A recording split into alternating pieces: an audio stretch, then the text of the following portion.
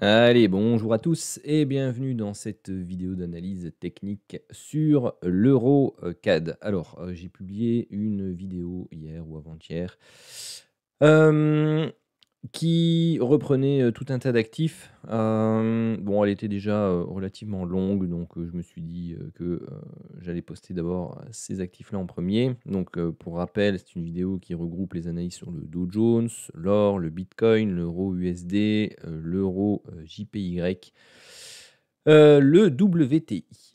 Alors, je vous encourage à aller, la regarder, si, jamais ces actifs vous intéressent, parce qu'il y a beaucoup de choses intéressantes, à dire et c'est pour ça que je continue, dans celle-ci avec, eh bien, l'euro, CAD parce que je sais que c'est un actif qui intéresse, certaines personnes, d'entre vous.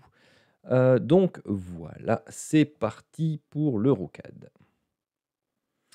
Alors, nous voici sur le graphique hebdomadaire de l'EuroCAD. Donc, pour ceux qui ne le savent pas, euro, c'est pour l'euro et le CAD, c'est pour le dollar canadien. On ne sait jamais. Et depuis 2012, vous voyez que eh bien, cet actif varie dans ce canal légèrement ascendant et que on a fait depuis les plus bas ici, donc une grosse impulsion haussière. On a fait une tergiversation ici. Alors pour moi, cette phase de latéralisation légèrement haussière qui s'est clôturée ici, eh bien, nous amène, effectivement dans une autre phase impulsive qui a débuté et qui aura pour objectif, eh bien, tout simplement d'aller rechercher pour moi cette double bande, haute, au niveau du canal ascendant et pourquoi pas aller rechercher ici la zone des 100 d'extension. Donc c'est l'amplitude de la vague A appliquée ici à partir du point B. Donc vous avez une belle zone ici entre les 1,65 on va dire et les 1,67 pour aller, rechercher, la phase d'objectif. Pour ceux qui, sont entrés, bon à l'époque où j'avais fait l'analyse, donc très certainement plus ou moins dans ces eaux-ci, médianes autour des 1,4750 on va dire, quelque part par là. Alors, qu'est-ce que, on a eu? Donc effectivement, bah, par rapport à cette phase impulsive si donc, ce que j'avais analysé, c'était 3 temps correctifs ici. Vous avez eu un temps, 2 temps, 3 temps correctifs à la hausse ici et puis vous avez eu ici 3 temps correctifs à la baisse.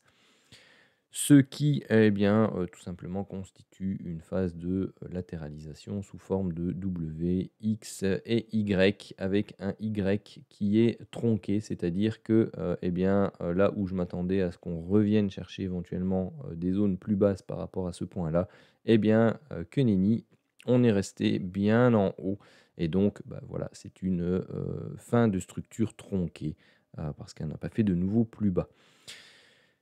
Donc généralement, ce type de structure, bah, annonce une poussée, haussière relativement intéressante et c'est ce que l'on observe ici. Donc on a eu une hausse, une latéralisation, on est en train de faire une deuxième phase haussière. Donc ceci constitue une, vague 3 ou une sous-vague 3. Donc bon, maintenant que vous avez les zones ici en haut, je vais juste supprimer ça parce que ça m'embête à chaque fois, que ça apparaît. Et donc, bah, l'objectif ici, c'est de déterminer un peu, bah, qu'est-ce qui se passait là-dedans? Est-ce qu'on a une première vague 1, une vague 2 correctrice et puis là, on enclenche un sous-cycle de sous-vague 1, sous-vague 2, sous-vague 3, sous-vague 4, sous-vague 5 pour une vague 3, une vague 4, une vague 5? Ou si tout simplement on a fait vague 1, on a fait A, B et C de nouveau, vous voyez, ce serait tronqué, puisqu'on ne fait pas de nouveau plus bas par rapport à la vague première structure correctrice. Et que donc on a ici vague 1 principale, vague 2 principale, et là on a enclenché une vague 3 principale. J'ai envie de dire, pour l'instant, peu importe. Ce qui est clair, c'est que là, on enclenche une accélération. D'accord? Que l'on met son point 1 et son point 2 principal là, ou son point 1 et son point 2 principal ici. L'objectif, c'est de retravailler, pour ceux qui ne sont pas dedans, retravailler une phase correctrice ici pour essayer d'aller rechoper des appuis pour, eh bien, tout simplement aller rechercher cette fameuse zone des 1,65, 1,67 qui serait une zone d'atterrissage pour la fin de ce cycle haussier de vague C. Alors attention. Pourquoi attention? Parce que ceci peut très bien avoir constitué une phase impulsive un peu spéciale, puisque ici on est plus haut que là, et donc on pourrait avoir eu ici 1, 2, 3, 4, 5, et donc on aurait une sorte de diagonale d'initialisation, donc ce biseau comme ceci, pour ensuite avoir eu une correction de type A, B et C, pour donc une vague 2 principale, et donc ça je vais l'enlever.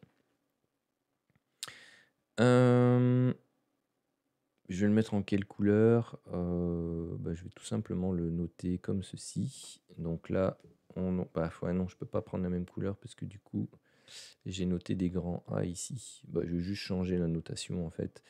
Soit ceci est un grand A ou une grande 1. Ceci est une grande B ou une grande 2. Hop. Ceci, du coup, est une petite A ou une 1. Ceci, une petite B ou une 2. Et donc là, on cherche une petite C ou une 3.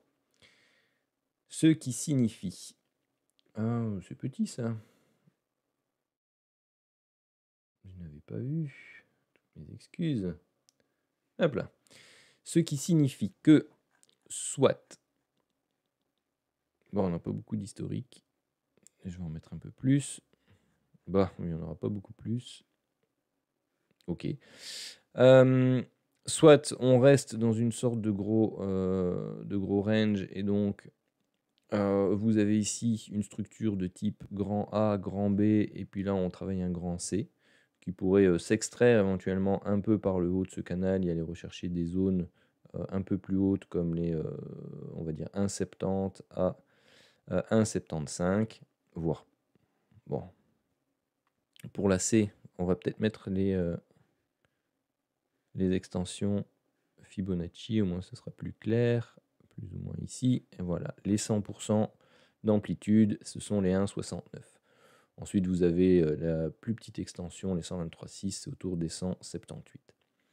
Maintenant, si on devrait aller rechercher par exemple les objectifs d'une vague 3, c'est-à-dire qu'ici on a fait un premier cycle haussier de type vague 1, et ici un cycle correctif de type vague 2, et que là on enclenche un sous-cycle de vague 3, et donc on anticipe une forte reprise haussière de l'euro face au dollar canadien, eh bien on peut très bien ici avoir fait une petite 1, une correction petite 2, tronquée, avec quelque chose de fortement impulsif qui irait rechercher derrière les 161,8 d'extension pour aller rechercher les 1,94 ici. Donc, hop, vous avez pour moi une première zone d'intérêt qui se trouve ici autour des 165, 167. Et puis ensuite, vous avez la seconde autour des 1,75, pardon, et puis des 1,94. Donc voilà les deux scénarios plausibles pour le moment, enfin on va dire les plus probables pour l'euro face au dollar canadien en termes de long terme. Donc si je vais voir sur le journalier un peu ce qui se passe. Donc voilà, moi j'ai pas l'habitude de forcément préparer mes analyses, surtout quand il y a déjà des choses de faites. Je les mets souvent à jour avec vous en live. Enfin, en live, c'est enregistré, hein, mais il n'y a personne qui assiste forcément à ces analyses. Mais voilà, je ne les prépare pas avant. Comme ça, vous savez. Donc, voilà, vous avez compris. C'est la petite A ou 1 qui apparaissait tout à l'heure. Ici, c'est la petite B ou 2 qui apparaissait tout à l'heure. Et là, on va aller rechercher la petite C ou 3 plus haut. Donc nous sommes en journalier. Et qu'est-ce qu'on a eu ici en journalier? C'est ça qui va nous intéresser. Bon, déjà, tout ça, ça n'a plus lieu d'être. Ça non plus, ça nous gêne. Voilà. Alors ça, c'est ce que j'avais vu à l'époque. Donc on a corrigé ici. Bon, ça ressemble aussi à quelque chose d'impulsif. Là, on a fait un A, un B, puis ouais. Bon, soit, peu importe. Pour l'instant, on va...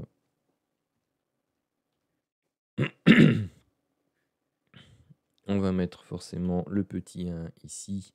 Et partons du principe que... ouais, ça m'a quand même l'air plutôt impulsif, ce bazar, que... bon, allez, partons du principe que ceci est le 2. Ensuite, on a refait une 1 ici et une 2 là. On va peut-être quand même l'agrandir un petit peu, lui.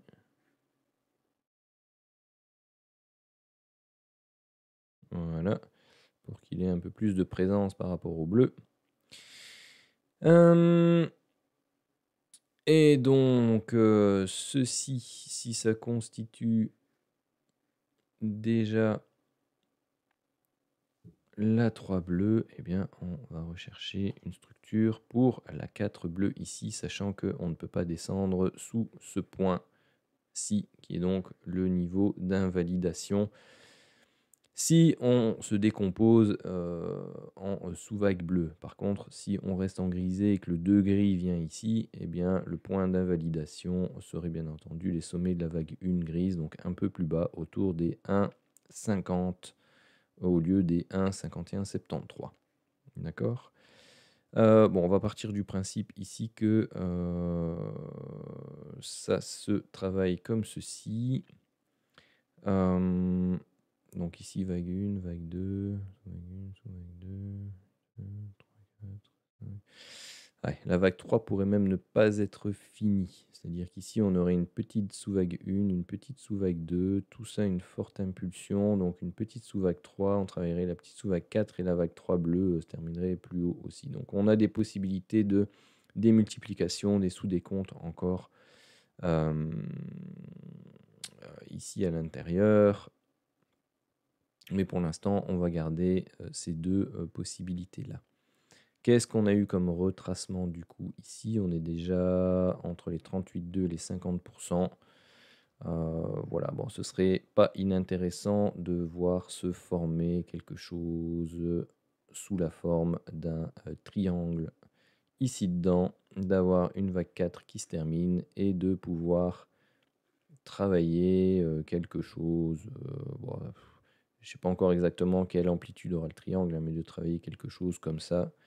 Et donc, une fois qu'on aura la vision de ce triangle, si il apparaît, parce que ça peut prendre une autre forme, bien entendu, mais une fois qu'on aura plus de certitude par rapport à cette structure de consolidation, éventuellement un retour ici sur l'enveloppe de Hull, eh bien, ça permettra de pouvoir travailler éventuellement un renfort un peu plus, on va dire, sécure au niveau des probabilités. Donc après, si je dégage les grisés, puisque les 3-4 sont déjà mis, après on peut très bien, donc comme je disais, avoir cette structure-là, qui au niveau des proportions serait plus intéressante avec une figure de latéralisation qui prendra un peu plus de temps ici au niveau du 4. Voilà, au niveau des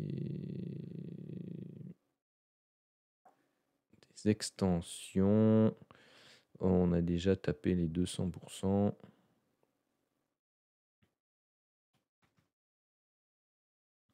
N'est-ce pas? Voilà, les 200% étaient là-bas. Hop, couleur. Bon, on peut même les mettre en bleu, comme ça se voit un peu mieux.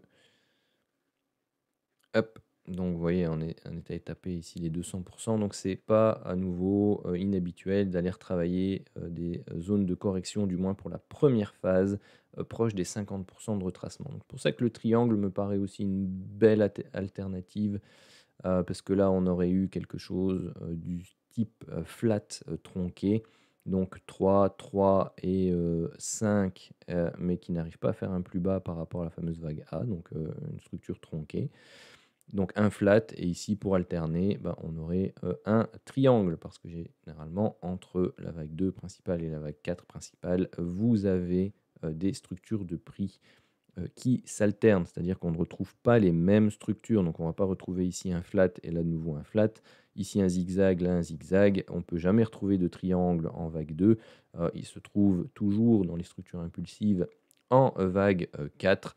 Donc voilà. Voilà pour l'Eurocad. Sur ce, bah, je vous remercie d'avoir suivi cette vidéo d'analyse sur l'Eurocad. J'espère qu'elle vous plaira. N'hésitez pas à me le dire en commentaire, à me poser vos questions et surtout bah, à partager un maximum et à vous abonner à la chaîne. Salut, salut!